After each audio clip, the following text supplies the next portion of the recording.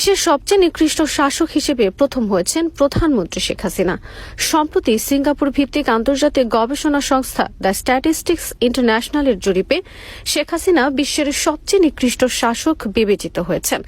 নিকৃষ্ট শাসক হিসেবে দ্বিতীয় হয়েছেন যুদ্ধ বিধ্বস্ত সিরিয়ার প্রেসিডেন্ট বাশার আল আসাদ এবং তৃতীয় নর্থ কোরিয়ার প্রেসিডেন্ট কিম জং উন।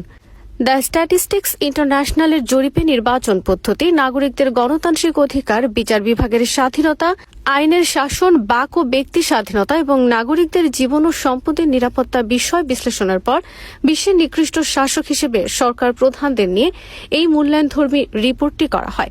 গণতন্ত্র এবং আইনের শাসন নিয়ে জাতীয় ও আন্তর্জাতিকভাবে প্রশ্নবিদ্ধ ৫১টি দেশের মধ্যে বাংলাদেশের প্রধানমন্ত্রী শেখ হাসিনাকে বিশ্বের ১ নম্বর নিকৃষ্টতম শাসক হিসেবে বিবেচনা করার যৌক্তিকতা তুলে ধরা হয় বাংলাদেশ চ্যাপ্টারের আলোচনায়।